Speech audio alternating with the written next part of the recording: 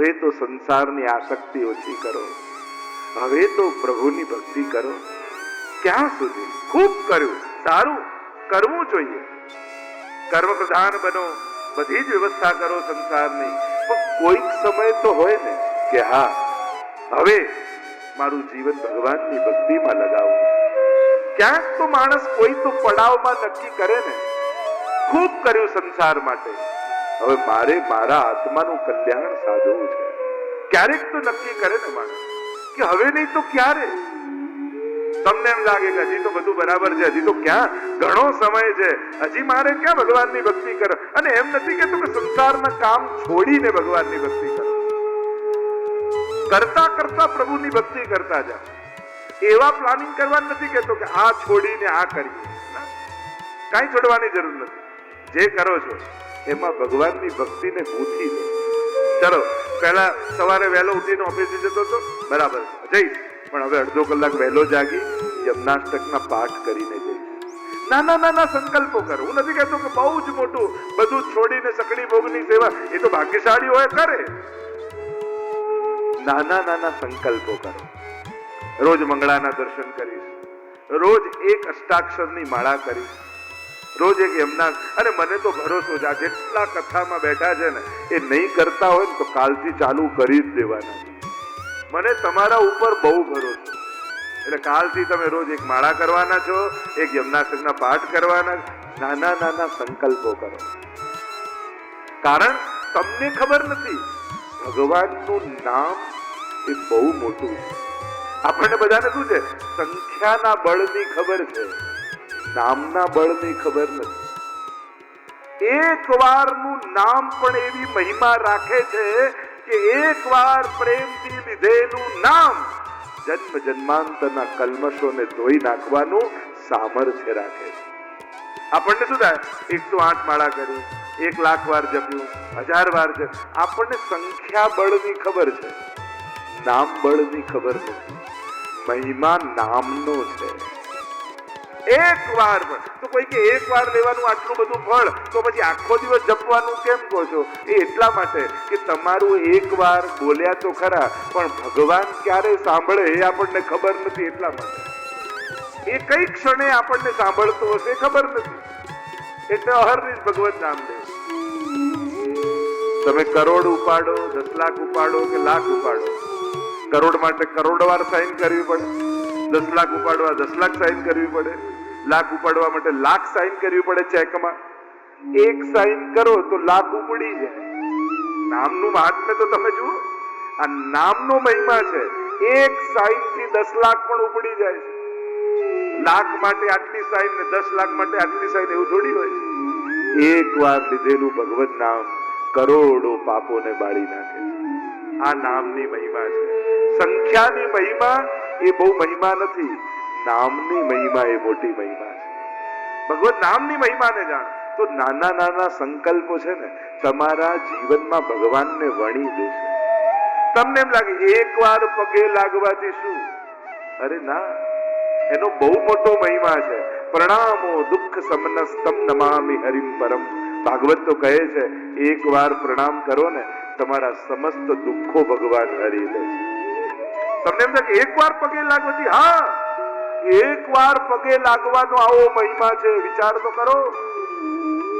તમે જેનું નાનું ગણો એ નાનું નથી. એક વાર યમનાષ્ટક કરો, 5 મિનિટ લાગશે. એટલે એનાથી શું થશે? એક વાર યમનાષ્ટક કરતા 5 મિનિટ લાગશે ને, એ 5 મિનિટ યમુનાજીનું નામ લીધું ને તો 24 કલાક યમુનાજી તમારી રક્ષા કરશે.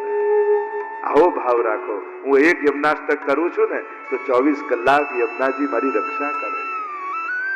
આ નામનો મહિમા સમજો, આ નાની નાની ક્રિયાઓનો મહિમા સમજો. જો એ મહિમા ખ્યાલ આવશે ને તો નાની ક્રિયાઓ કેટલા મોટા ચમત્કારો આપણા જીવનમાં સર્જી શકે છે એની તો તમે કલ્પના કરી શકતા નથી. જે તમે નાનું સમજતા હતા એની કથા ને પ્રસંગો વાંચો. એ એક વાર લીધેલા નામે ગજેન્દ્રને જન્મ જન્માંતરના ચક્રમાંથી છોડાવી દીધો. એક વાર પુકારેલા નામે દ્રૌપદીની લાજ બચાવી લીધી. એવી તો કેટલી ઘટનાઓ હું તમને ગણાવી શકું છું. કે જે તમે એક નાનું ગણતા હતા એ એક એક એવા ચમત્કારો કર્યા છે, એના પ્રસંગોથી ભાગવત ભરેલું પડ્યું. એટલા માટે એને નાનું ન જાણો. નિયમ બનાવો, નાના નાના નિયમો બનાવો, એ તમારા જીવનમાં બહુ મોટા ચમત્કારો કરશે. અહીંયા કેવા લાગ્યા ગૌકર્ણજી, ધર્મ ભજસ્વ સતતમ ત્યજ લોક ધર્મા. હવે લૌકિક ઓછું કરતા જાઓ, હવે ભગવાનમાં ભક્તિ જોડો. જો ભગવાન પણ કેવી વ્યવસ્થા કરી આપે, માણસને પચતું ન હોય, જન્મ થાય બાળક નાનું હોય એટલે દાંત જ ના આપે, તેથી એ કઈ એવું ખાઈ ન જાય કે એને પચે નહીં. દાંત આવે ને હાથમાં તાકાત ના હોય તો શું થાય? અને પાછા મોટી ઉંમર થાય અને ભાવતું તો બધું હોય પણ પચવાની શક્તિ જતી રહે. ઠાકોરજીને થાય કે આ માનવાનો નથી, લાવ એના દાંત જ પાછા લઈ લો. ઠાકોરજી પાછા દાંત લઈ લે અને સ્વાદ તો જવાનો નથી. તોય ભલે આપણે ઠોરનો ભૂક્કો કરીને ખાઈએ, પણ મનમાં તો એ લાલસાઓ જતી. ભગવાન એની વ્યવસ્થાઓ કરતો જ હોય. એમ થાય કે આને જોવાની લાલસા જવાની નથી, લાવવાની દ્રષ્ટિ ધીમે ધીમે ઓછી કરી દે. આ સાંભળવાની કામના ખોવાનો નથી, લાવ એનું સાંભળવાનું ઓછું કરી દે. જેમ નાનપણમાં બાળક હોય એવો જ ધીમે ધીમે વડીલ થતો જાય. એમ પણ જયારે બહારગામ જવાના હોઈએ ત્યારે બેગ આપણે જેમ કોઈ ઘરમાંથી બહાર જવાના તો બારી બંધ કરે, દરવાજા બંધ કરે, લાઈટ બંધ કરે, બધું બંધ કરે. આપણને એમ થાય બહારગામ જતો લાગે. એમ દેખાતું ઓછું થાય, સંભળાવવાનું બંધ થાય, બોલવાનું ઓછું થાય, ત્યારે સમજી લેવું કે હવે આ જઈ રહ્યો છે બંધ કરી. આને હવે પોતપોતાના ધામમાં જવું છે. જજે લોક ધર્માન સેવસ્વ સાધુ પુરુષાન જહી કામ તૃષ્ણા. અચ્છા, કામ નથી છૂટતું, સંસાર નથી છૂટતું, વાંધો નહીં. તમારા એ જ કાર્યને હવે સેવામાં પરિવર્તિત કરતા જાઓ. પણ એ વૃત્તિ ક્યારે આવશે? સેવસ્વ સાધુ પુરુષાન. કોઈ મહાપુરુષના સત્કાર્યમાં જોડાવા લાગો. સ્કૂલ બનતી હોય, હોસ્પિટલ બનતી હોય, સમાજ સેવાના કાર્યો થતા હોય, ભગવત સેવાના કાર્યો થતા હોય, ધીરે ધીરે એ કાર્યમાં પોતાને જોડવા લાગો. જેથી તમારી કાર્ય કરવાની જે વૃત્તિ જતી નથી તો એને સત્કાર્યમાં જોડવા લાગો. સેવસ્વ સાધુ પુરુષાન જહી કામ તૃષ્ણામ અન્યસ્ત દોષ ગુણ ચિંતન માસુ મુક્ત્વા. બીજાના દોષ અને ગુણ જોવાનું છોડો. દોષ જોશો તો દ્વેષ થશે, ગુણ જશો તો મોહ થશે. બંનેમાંથી મુક્ત થાઓ. હશે બદલવાનું સામર્થ્ય જ્યારે તમારું પરિવારમાં ન રહે કે હવે કોઈને હવે કોઈ સાંભળતા નથી, તો હવે દ્રષ્ટા ભાવે જોતા રહો. આપમેળે એને અનુભવ થશે. કારણ કે જે વડીલોનું સાંભળતા નથી એને એક દિવસ વકીલોનું સાંભળવું પડે. જે વડીલોની સલાહ લેતા નથી એને વકીલોની સલાહ લેવા જવું પડે. એવા સંજોગો ઘરમાં આવી જાય તો પૈસા ખર્ચીને વકીલનું સાંભળવું એના કરતા હાથ જોડીને ઘરમાં વડીલોનું ના સાંભળી લઈએ. અને એટલા માટે ઘરમાં અનુભવી લોકો છે તો એનું સાંભળો ને, એ શું કહે છે. અને તમે એડવાઇસ લેવા જાઓ છો, બીમાર પડો તો ડોક્ટરની સલાહ લેવા જાઓ છો, એકાઉન્ટની જરૂર છે સીએની સલાહ લેવા જાઓ છો, કાયદાની જરૂર તો વકીલનું સાંભળવા જાઓ. તો જીવનના પ્રશ્નોની જ્યારે સલાહ છે કે જીવનના પ્રશ્નો છે તો એના જે અનુભવી કોણ છે તો કે ઘરમાં રહેલા વડીલો. અને એની સલાહ લેવામાં કોઈ નાનું નથી થઈ જવાનું. મોટાઓને પૂછવામાં ઘણી વાર મને લોકો પૂછે ને કે યુવાન રહેવા માટે શું કરવું, તો એને એમ જ કહું વડીલો જોડે રહેવા જતા રહો તો હંમેશા યુવાન ફીલ કરશો. 60 વર્ષનો દીકરો પણ પોતાના બા જોડે રહેતો હોય ને તો એને દીકરા તરીકેનો આનંદ હંમેશા મળ્યા કરે. હું તો નાનો જ છું, છોકરો છું, હું તો યુવાન છું, તો દીકરો છું. હંમેશા ફીલ નાનું અનુભવ કરવો હોય, યુવાન રહેવું હોય તો વડીલો સાથે રહેવું. વડીલો હંમેશા તમને ટોકીને વળીને કહીને તમને ફીલ કર્યા કરશે કે તું હજી નાનો છું. જો ઘણી વાર નાના થવા માટે ખાલી વાળ કાળા કરવા, ટૂંકા કપડા પહેરવા, લેટેસ્ટ કપડા પહેરવા એની જરૂર નથી હોતી કે આપણે નાના દેખાઈએ. એના માટે વડીલો જોડે રહીએ ને તો એને એ કયા જ કરે, ગમે તેટલું તમે સમજાવો તે કયા જ કરે. તમને અનુભવ કરાય કે તું નાનો છું, હજી તું નાનો છું. એક ઘરમાં એક નાનકડો છોકરો હતો, એને વ્હાઈટ ડાય કરાય. ઘરમાં બધા કાળા રંગના, બધા કાળા કરીને ફરે. તું પેલા છોકરાને પૂછ્યું તું સફેદ વાળ કરીને કેમ ફરે છે? તો એ ઘરમાં કોઈ તો વડીલ જોઈએ ને. માટે મોટી વાત એમાં કઈ ના નથી, કોઈ નિષેધ નથી. યુવાન દેખાવું જેટલું જરૂરી છે એટલું યુવાન અનુભવાવું એ પણ એટલું જરૂરી છે. ઘણીવાર આપણે બધા ઊંચા દેખાવાની હોડમાં હિલ મોટી કરી લઈએ છીએ, હાઈટ મોટી કરવાનો વિચાર નથી કરતા. આપણે બધા શૂઝની હિલ મોટી કરીએ જેથી હું ઊંચો દેખાવું. તો ઊંચો દેખાવા માટે વ્યવસ્થાઓની, સગવડતાઓની, સાધનોની હિલ જોડવાની જરૂર નથી. વિચારોની હાઈટ વધારશો ને તો એ લોકો વંદન કરવા માટે આવી જશે. એટલે ઊંચા થવાની કોશિશ કરો, ઊંચા દેખાવાના પ્રયાસો ન કરો. ઘણીવાર સારા લોકો મને કહે એના માટે એટલી મહેનત કરીએ છે ને, એના કરતા અડધી મહેનત સારા થવામાં કરીએ ને તો ખરેખર સારા થઈ જાય.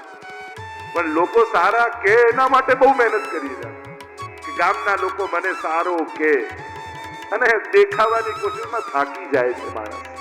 સારો દેખાવાની કોશિશ ન કરો, સારા થવાની મહેનત કરો. આ સમય તો જઈ જ રહ્યો છે. અન્યસ્ત દોષ ગુણ ચિંતન માસુ મુક્ત્વા સેવા કથા રસમહો નિતરામ પીવત્વમ. પિતાજી, સેવા અને કથાના રસનું પાન કરો જેથી જીવનની સમજણ આવે કે આ જીવનને સાર્થક કેમ કરી શકાય. જો બે વસ્તુ છે, એક છે જીવનની સફળતા અને બીજી છે જીવનની સાર્થકતા. આંખ દૂરનું ચોખ્ખું જોઈ લે એ આંખની સફળતા, પણ આ આંખ ભગવાનને જોઈ લે એ આંખની સાર્થકતા. કાન સ્પષ્ટ સાંભળે એ સફળતા, પણ આ કાન ભગવાનની વેણુને સાંભળી લે તો કાનની સાર્થકતા. આ જીભ સ્પષ્ટ સુંદર વાણીથી બોલે એ સફળતા, પણ આ જીભ પર ભગવાનનું નામ આવી જાય એ જીભની સાર્થકતા છે. તો શ્રીમદ ભાગવત એ સફળતાથી સાર્થકતા સુધીની યાત્રા છે. ક્યાંક મોટા પદ ઉપર પહોંચી ગયા એ સફળતા, પણ આ જીવન ભગવાનનું બનાવી લીધું આ જીવનની સાર્થકતા છે. આજ સુધી જીવનની સફળતા માટે દોડતા રહ્યા, હવે ભાગવત સાંભળી છે તો સફળતાને બાજુમાં મૂકી આ જીવનને સાર્થક કરવાની દોડમાં લાગી જજો. કારણ કે હવે બહુ સમય નથી. લોકો ધીમે ધીમે જવા લાગે.